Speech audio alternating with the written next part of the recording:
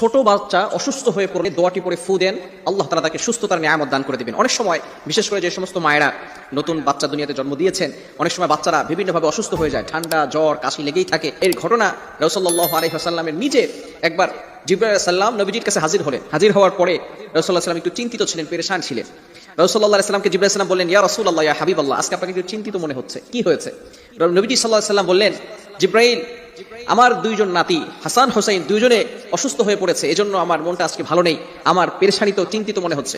এবার জিবরাইল আলাইহিস সালাম বললেন, ইয়া রাসূলুল্লাহ, ইয়া হাবিবাল্লাহ, আমি আপনাকে একটা দোয়া শিখিয়ে দেই, যে দোয়া পড়ে যদি আপনি আপনার নাতিদেরকে ফু দিতে পারেন, আল্লাহ তাআলা আপনার নাতিদেরকে সুস্থতার নিয়ামত দান করে দিবেন। রাসূলুল্লাহ সাল্লাল্লাহু আলাইহি ওয়াসাল্লাম সেই দোয়াটি পড়ে ফু দিলেন, সাথে সাথে তারা দুইজনে, হাদিসে ভিতরে এভাবে এসেছে, ইয়াল আমান, তারা দুইজনে খেলা শুরু করে দিল, উঠেই সুস্থ হয়ে তারা খেলাধুলা করা শুরু করে দিল। এজন্য আমরা ছোট বাচ্চাদেরকে এই দোয়াটা পড়ে ফু দেব। দোয়াটি হচ্ছে, আউযু বিকালিমাতিল্লাহিত তাম্মাতি মিন কুল্লি শাইতানিন ওয়া হাম্মা ওয়া মিন কুল্লি আইনিল লাম্মা। এই ছোট্ট দোয়াটি আমরা